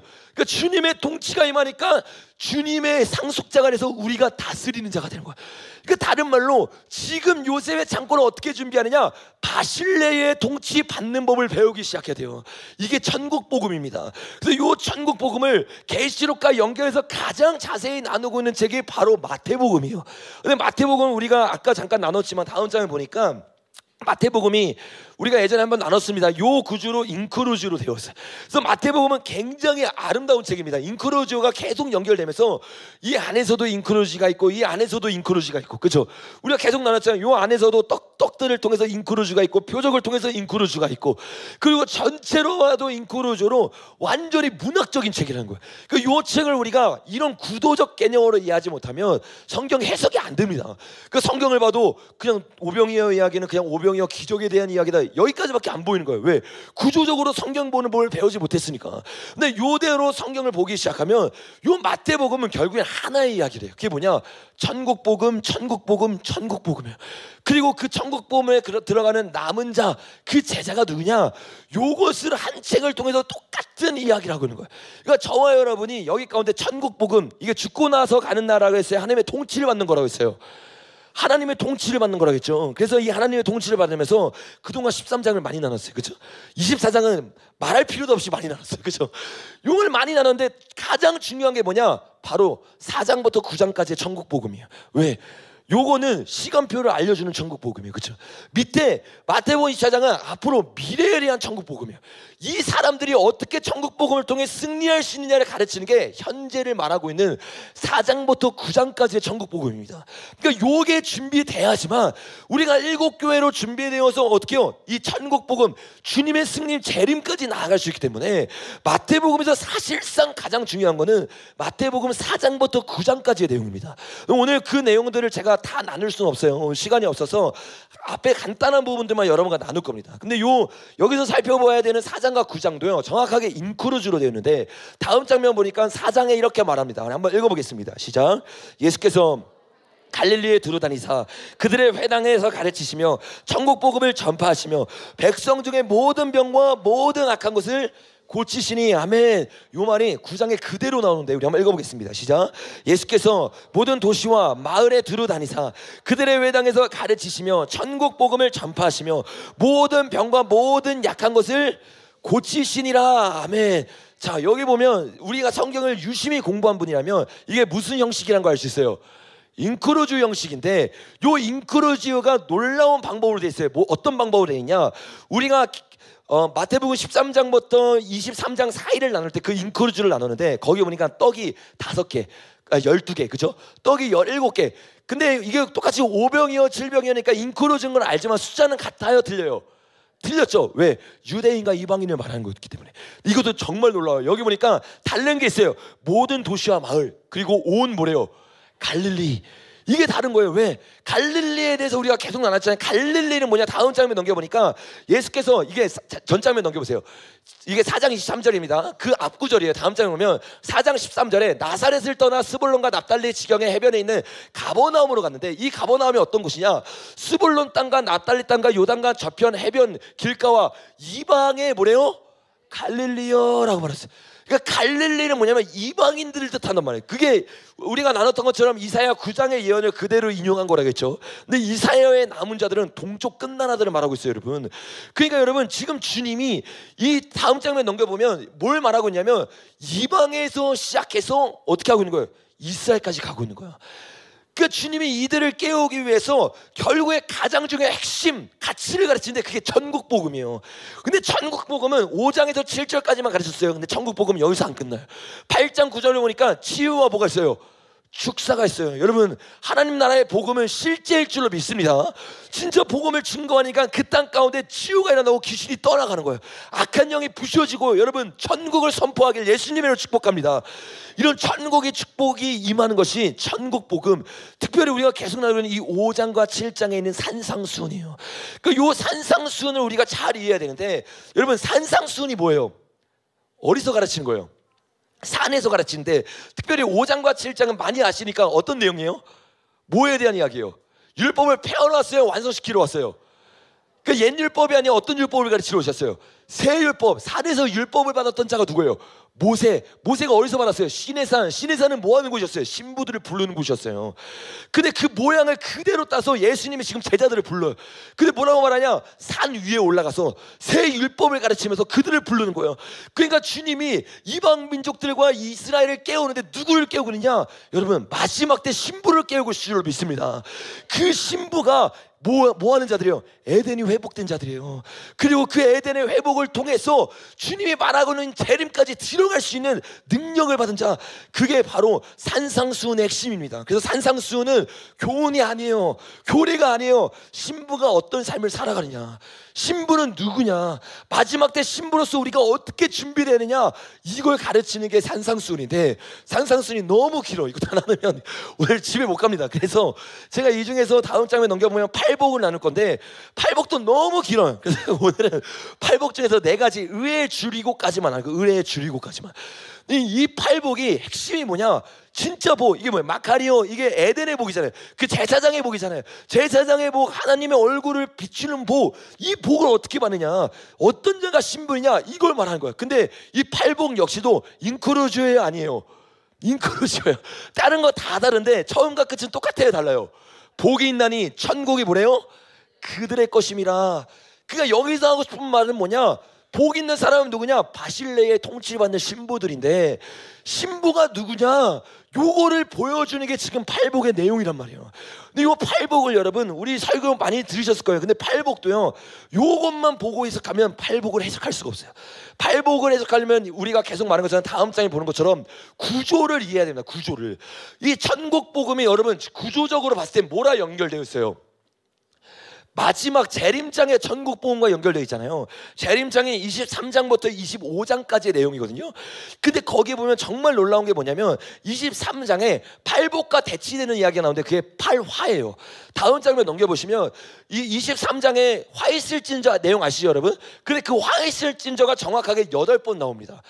그 구조적으로 마태복음의 팔복을 해석하기 위해서는 그것과 반대되는 팔화와 같이 비교해 봐야지만 진짜 주님이 우리에게 하고 싶은 메시지가 무엇인지가 이해가 되는 거예요.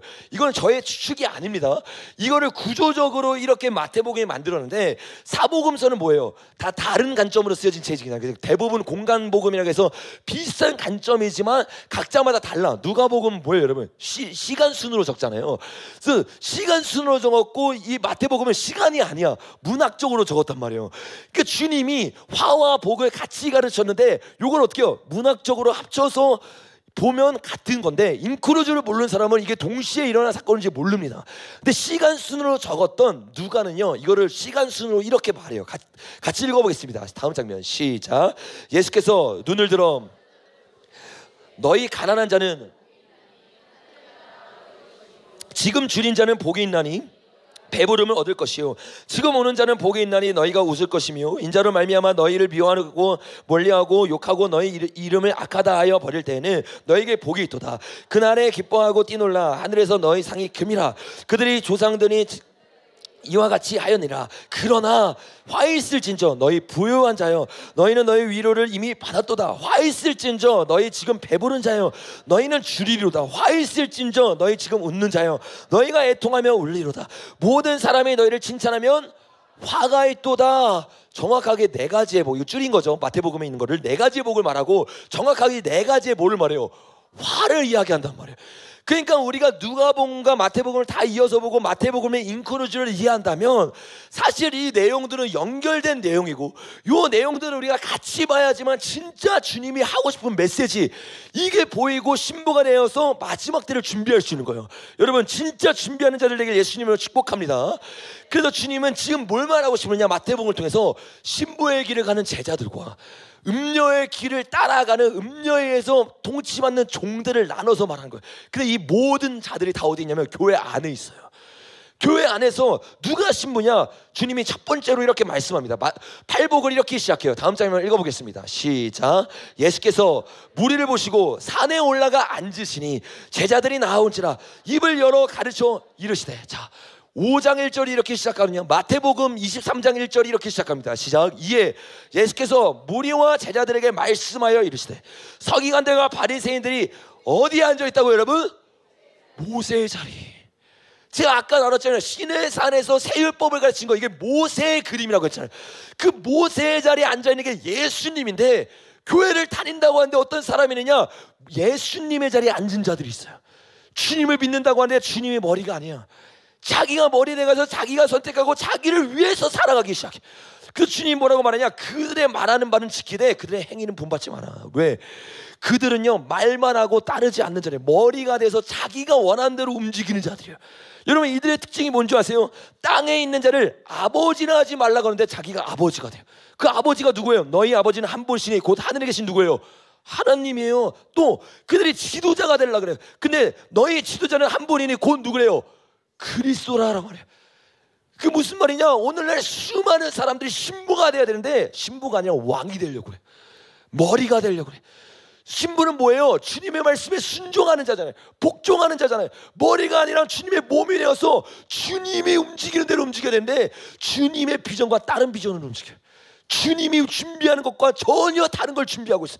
오늘날 수많은 교회 안에 있는 사람들이요, 이 산상수훈 들어가기 전부터 딱 막혀버리는 거야. 무슨 말씀을 들으면 말씀이 안 들어가요. 애통이 안 돼. 심령이 가난해지지가 않아. 왜? 내가 배우는 자리에 있는 게 아니에요. 제자의 자리에 있는 게 아니에요. 신부의 자리에 있는 게 아니에요. 내가 보좌에 앉아 있는 거야. 주님이 말하는 거예요. 교회 안에 두 부류가 있다. 이 마지막 때 주님이 알곡을 지킨다고 했잖아요. 알곡은요 그 자리에 내려서 발치에 앉아 있는 사람이에요. 겸손한 사람이에요. 온유한 사람이에요. 그런데 어떤 부류는요 주님을요 투명인간 취급해요. 내 삶에서, 내 골방에서, 학교에서, 직장에서 내가 있는 그 모든 시간 가운데 주님께 물어봄이 없어요. 주님과 대화가 없어요. 주님한테 배우려고 안 해요. 주님, 이건 내가 알아서 할게요. 그러니까 여러분의 삶 가운데서 다니엘같이 경제를 못 드러내는 거예요. 정치를 못 드러내는 거예요. 왜? 거기선 내가 왕이니까. 내가 내 선택으로 직장을 풀어가고 내 선택으로 사업을 하니까, 심지어 내 선택으로 공부하니까. 여러분, 오늘 그 자리에서 첫 번째로 내려와야 팔복의 눈이 열립니다. 배워야 되는데 마땅히 배울 수가 없는 거예요. 왜? 너무 교만해졌어. 여러분, 오늘 주님 앞에 그 교만이 깨어지는 은혜를 받길 예수님을 축복합니다. 진짜 주님 앞에 엎드린 사람, 그 사람은 주님이 위에 앉고 제자들은요 주님의 가르침을 기다려요. 듣기 시작합니다. 그 듣는 자들, 그 자들이 어떤 자들이냐? 신부들. 다음 장에 보니까 이렇게 말합니다. 시작. 심령이 복이 있나니 천국이 그들의 것이며. 아멘. 그들은요 신부의 특징, 내가 스승 되려고 하네요. 내가 아비 되려고 하네. 내가 양인 걸 정확하게 아는 거야. 그리고 어떻게 해요? 날마다 목자의 음성을요 갈망합니다. 여러분, 기도 왜 안 하는 줄 아세요? 여러분이 스승이어서 그래요. 여러분이 하루 동안 살면서 왜 말씀 안 피는 줄 아세요? 여러분이 아비여서 그래요. 내 스스로 왕이 되고 내 스스로 길을 안 돼. 주님은요 여기에 길이 있대. 내가 말해주겠대. 내가 너를 인도하겠대. 근데 주님의 인도를 일주일에 한 번 와서 받아. 이건 여러분 스스로 말이 아니라 여러분의 영으로 내가 왕입니다라고 고백하는 거예요. 내가 스승입니다. 내가 아버지입니다라고 고백하는 거예요. 근데 진짜 심령이 가난한 자, 그 자들은요 주님께 듣습니다. 주님 앞에 부르짖어요. 여러분, 뭐라고 말하니까 맹인이 외쳐 이르되 다윗의 자손 예수여 나를 불쌍히 여기서 하거늘. 앞서가는 자들이 그를 꾸짖어 잠잠하라 하되 그가 더욱 크게 소리질러 다윗의 자손이여 나를 불쌍히 여기십시오. 왜? 심령이 가난하니까. 주님을 만나지 않으면, 주님의 음성을 듣지 않으면, 주님의 터치를 받지 않으면 내가 살 수 없음을 아는 거예요. 그러니까 여러분, 예배의 분위기가 다른 거예요. 기도부터 다른 거예요. 예배 시작부터 다른 거예요. 왜? 너무 갈망하니까. 근데 가장 큰 화가 뭔지 아세요? 심령이 굳는 거예요. 기도를 못하는 거예요. 부르짖지 못하는 거예요. 마음이 녹지 못하는 거예요. 수많은 예배가 마음이 굳어지고 있어요. 심령의 가난을 잊어버려요. 그러니까 어떻게 해요? 주님의 통치, 이게 뭐예요? 주님의 임함, 주님의 만져짐, 주님이 일하심이잖아요. 그 일하심을 구하지 않아요. 왜? 천국 없어도 살 수 있다는 거예요. 내 스스로 나아갈 수 있다는 거예요. 그게 누구예요? 맹인은 이렇게 부르짖어 외치는데 바리새인 중에 예수와 함께 있던 자들이 이 말씀을 듣고 이르되 우리도 맹인인가? 주님, 제가 맹인이라고요? 갈망함이 없어요. 마음이 굳어져 있어요. 자기 자신을 보지 못하는 거예요. 여러분, 첫 번째 화가 뭔지 아세요? 마태복음 23장에 이렇게 말합니다. 화 있을진저 외식하는 서기관 데가 바리새인들이요, 너희는 천국 문을 사람들 앞에서 어떻게 해요? 닫는 자다. 정확하게 대치되고 있어요. 복인나니 화 있을지저 심령이 가난한 자, 외식하는 자. 앞에 나와가지고 외식되게 예배는 잘 드려요. 주님 믿는 척 잘해요. 그런데 심령의 가난이었으니까 천국의 통치를 받는 게 아니라 천국을 닫아버려요. 주님의 통치 필요 없습니다. 여러분, 임재를 원합니다. 이거는요 그냥 말뿐인 소리예요. 통치가 없는 임재는 없습니다. 감정이에요. 여러분 그냥 자기 위로하고 있는 거예요. 수많은 사람들이 내 보좌에서 내가 안 내려오면서도 심령이 가난하지 않으면서도 주님 앞에 예배 드린다고 착각하는 거예요. 여러분은 여러분뿐만 아니라 여러분을 따르는 수많은 사람들을 천국문 닫는 자로 만드는 거예요. 하나님의 통치가 임하지 않는 내가 왕된 삶. 여러분, 오늘 신부가 되어 심령이 가난한 자 되길 예수님으로 축복합니다. 오늘 말씀을 듣고 기도할 때도 마찬가지예요. 여러분, 옆에 있는 사람 신경 쓰지 마세요. 부르짖으세요. 무릎 꿇으세요. 주님 앞에 애통하십시오. 그 애통을 통해서 주님이 여러분을 변화시킬 줄로 믿습니다. 진짜 주님을 따르고 진짜 주님 앞에 엎드리는 심령이 가난한 자, 그들이 뭐 하는 줄 아세요? 다음 장면 읽어보겠습니다. 시작. 애통하는 자는 복이 있나니 그들이 위로를 받을 것이며. 심령이 가난해야지만 애통할 수 있어요. 근데 심령이 가난하지 않으니까 예배에 뭐가 빠지냐? 정확하게 애통만 딱 빠지는 거예요. 기쁨은 있어요. 위로는 있어요. 근데 애통이 없어요. 주님 앞에 깨어짐이 없어요. 여러분, 이것을 정확하게 두 번째 화가 마태복음 23장 14절이거든요. 근데 개역개정은 없음이라고 돼 있어요. 각 줄을 보면 마가복음 12장 40절이랑 똑같은 말씀이라고 나와 있는데 그 말씀이 이 말씀입니다. 화에 실진저 그들은 가부의 가산을 삼키며 외식으로 길게 뭐 한대요? 기도해. 기도하는 사람이 주님이 넌 신부야 라고 말하는 게 아니에요. 기도는 길게 하는데 애통이 없어. 이게 무슨 말이에요? 이 외식으로 길게 기도하는 사람의 특징이 있어요. 그들은 가보의 가산을 뺏어요. 가산이 뭐예요? 여러분, 집이에요. 집과 삶의 모든 걸 다 빼앗으면서 삶에서는 내가 원하는 대로 살아가. 그러니까 죄를 회개하지 않는 삶이에요. 죄를 회개하지 않으면서 외식으로 어떻게 해요? 기도를 길게 해. 나 주님 사랑합니다. 나 주님을 위해 나아갑니다. 이 사람들에게 뭐라고 말해요? 그들이 더 엄중한 뭐를 받는데요? 심판을 받으리라. 심판을. 여러분, 여기서 말하는 애통, 펜데오가 무슨 뜻이에요? 야고보서에 보니까 이렇게 말합니다. 하나님을 가까이 하라. 그리하면 너희를 가까이 하리라. 죄인들아 손을 깨끗이 하라. 두 마음을 품지 마라. 마음을 성결하게 하라. 슬퍼하며 뭐하래요?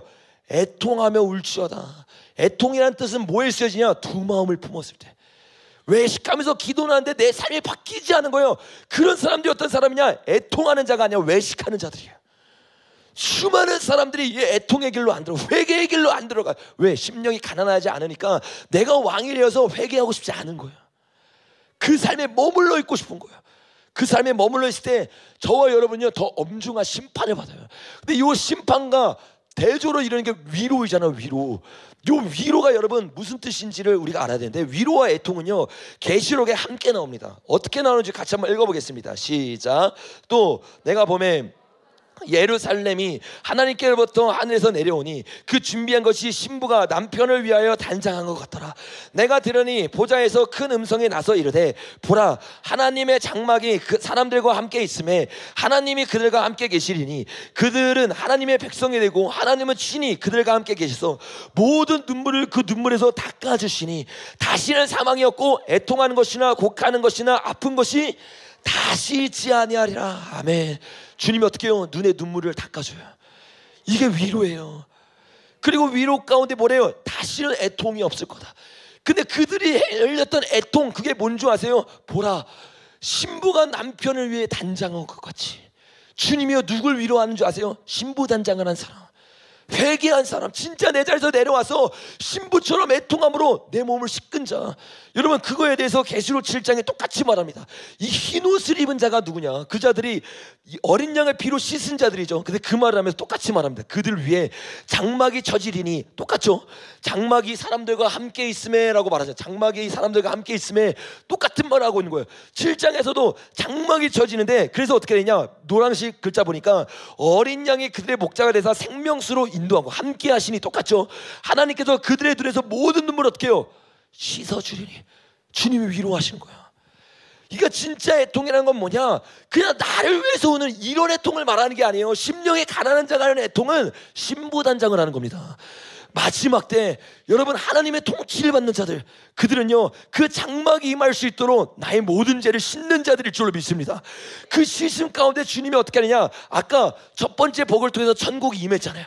그 임한 천국 가운데 이렇게 말해요. 하나님의 장막이 사람들과 함께 있음에 하나님이 그들과 뭐한대요? 함께 계시리니. 아멘입니까? 여러분, 천국은요 주님과 동행하는 겁니다. 신부가 돼서 주님과 함께하는 삶, 그게 주님 앞에 마음이 가난한 심령으로 애통하는 자들에게 임하는 복이에요. 그 천국이 회개함으로 임하는 자들 되길 예수님의 이름으로 축복합니다. 그 천국이 임해서 완전히 회개한 자들, 그 자들을 성경에서 뭐라고 부르냐? 다음 장면 읽어보겠습니다. 시작. 온유한 자는 복이 있나니 그들이 땅을 기업으로 받을 것이요. 온유하다 많이 나눴죠. 무슨 뜻이라고 했어요? 힘이 없고 우유부단하다, 이 뜻이 아니라고 했어요. 야생마가 어떻게요? 굴복되어 있는 상태예요. 내가 왕이었어요. 내가 원하는 대로 나아갔어요. 근데 심령의 가난함이 말씀의 빛 가운데 딱 들어가고 회개하면서 애통하기 시작해요. 그리고 그 애통에서 신부의 자리로 간 자들, 그 자들은요 예수님처럼 12군단도 더 부를 수 있지만 안 불러요. 왜? 주님의 명령에만 복종하는 거야. 순종하는 거야. 내가 겸손하고 온유하니, 이게 신부의 모습을 보여준 겁니다. 여러분, 저와 여러분이 예수님과 같은 진짜 신부가 돼야 되는 것입니다. 진짜 신부가 되기 시작할 때, 그때는 하나님의 음성을 듣고 그 음성에 움직이는 자가 돼. 그 사람을 주님이 신부로 부르기 때문에 그 신부의 복이 뭐냐? 땅을 어떻게 된대요? 기업으로 받을 것이요. 에덴이 원래 우리 거였잖아요. 이걸 다 뺏겨버린 거예요. 왜? 신부의 부르심을 잊어버렸으니까. 마지막 때 여러분의 힘으로 땅과 기업과 돈을 되찾을 수 있는 게 아니에요.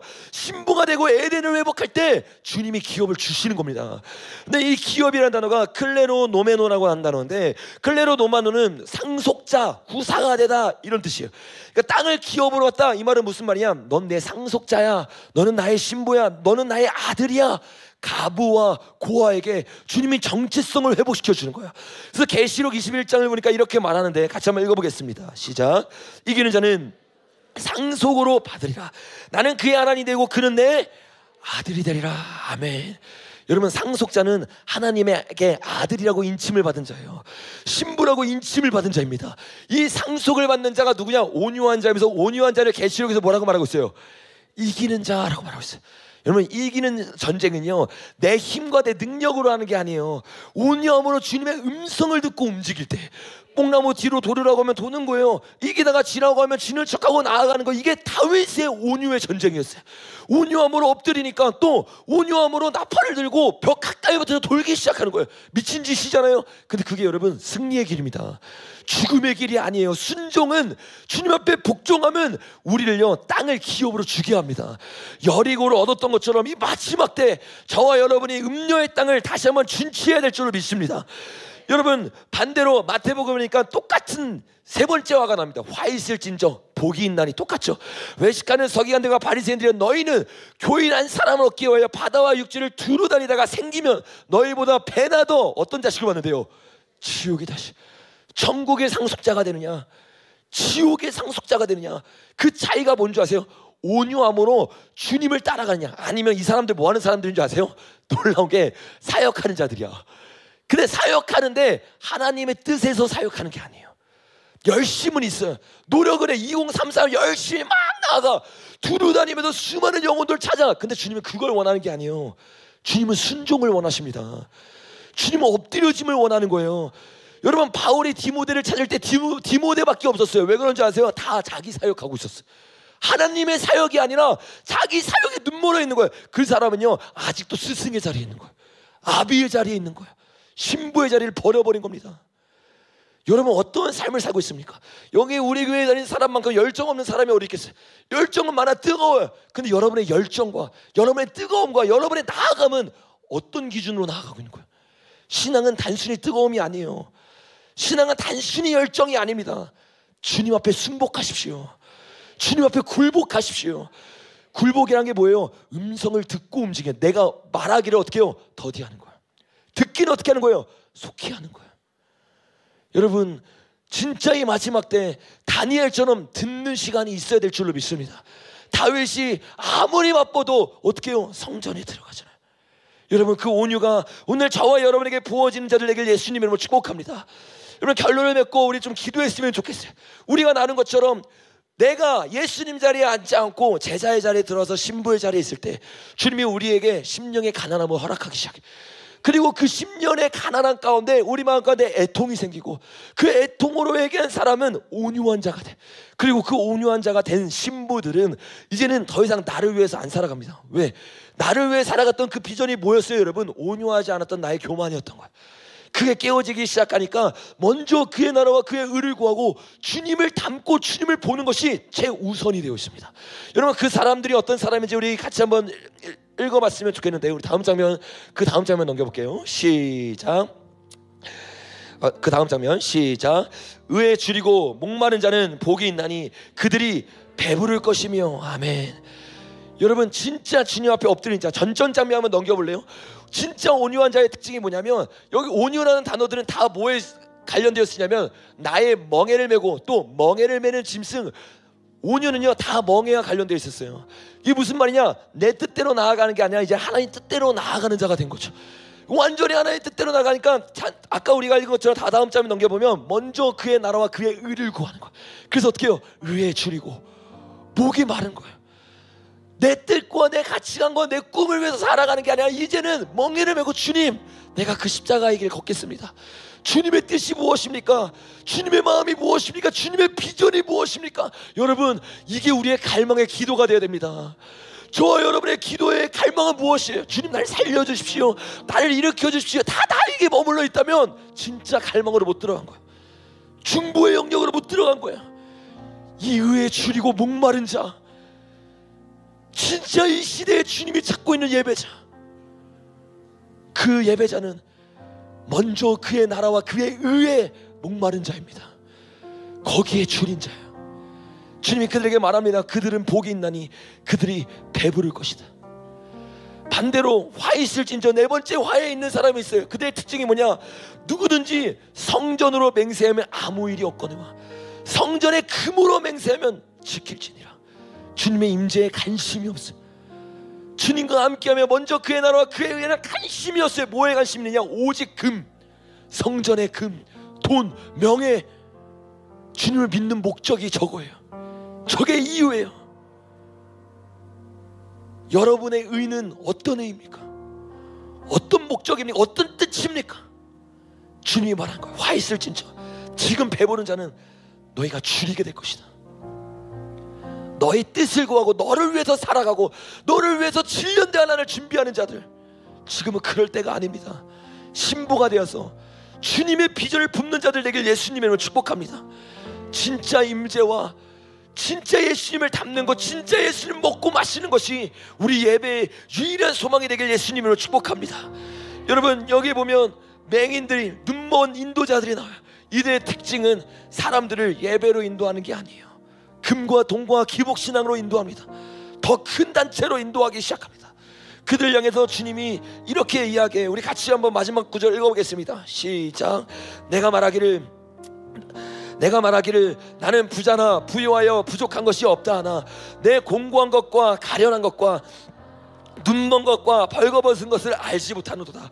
내가 너희를 권하노니 내게서 불로 연단한 금을 사서 부유하게 하고 흰옷을 사서 입어 벌거벗은 수치를 보이지 않게 하고 안약을 사서 눈에 발라 보게 하라. 수많은 사람들이 자기가 부자인 줄 알아. 왜? 아까 전 장면에서 읽은 것처럼 눈이 멀었거든. 그래서 마땅히 구해야 되는 게 뭔지를 모르고 선전의 금을 향해서 맹세하기 시작해. 다른 뜻을 품고 있는 거죠. 그런데 여러분, 그 가운데 남은 자들이 있어요. 그 남은 자들 향해 주님이 뭐라고 말하는지 아세요? 볼지어다 내가 문 밖에 서서 두드리니 누구든지 내 음성을 듣고 문을 열면 내가 그에게로 들어가 그와 더불어 먹고 그는 나와 더불어 먹으리라. 여러분, 아멘입니까? 전장면 한번 넘겨보세요. 이게 주님의 약속이에요. 전장면 넘겨보세요. 의에 줄이고 목마른 자들. 요게 누가복음에 보면 지금 배부른 자와 반대되는 배고픈 자들이잖아요. 그 배고픈 자들, 주님을 찾는 자들, 그 자들 다음 장면 넘기면 주님이 뭐라고 말했다고요? 내가 너와 더불어 먹을 것이다. 주님이 우리에게 성물을 주신 거예요. 왜? 제사장으로 신부로서 그 안에 들어가니까 음녀가 빼앗을 수 없는 성물이 예비되어 있는 겁니다. 이 마지막 때 음녀가요, 여러분의 집과 여러분의 먹을 것과 돈들을 다 뺏어가요. 근데 여러분, 그가 못 뺏는 집이 있어요. 그게 장막입니다. 그가 못 뺏는 양식이 있어요. 그게 성물입니다. 그가 못 뺏는 멍에가 있어요. 그게 기름 부음 받은 멍에입니다. 여러분, 그거를 메고 있을 때 여러분을 주님이 지켜주고 요셉처럼 여러분을 통해 수많은 사람들을 옳은 길로 인도하게 될 줄로 믿습니다. 그래서 이 시간 우리 다 같이 일어나서 한번 기도했으면 좋겠어요. 이 시간 기도할 때 주님, 기근과 지진으로 들어가고 있는 이 한국 가운데 진짜 발복의 신부들이 일어나게 하여 주시옵소서. 주님, 오늘 우리가 그 기도를 하기 전에 우리 자신을 먼저 돌아보게 하여 주시옵소서. 주님, 우리는 어디 앉아 있었습니까? 주님, 우리의 심령은 가난합니까? 애통하고 있습니까? 온유합니까? 주님, 우리를 돌아보고 회개시켜 주십시오. 우리의 마음으로 들은 말씀 기억하며 주여 서 외치고 기도하며 나가겠습니다. 주여.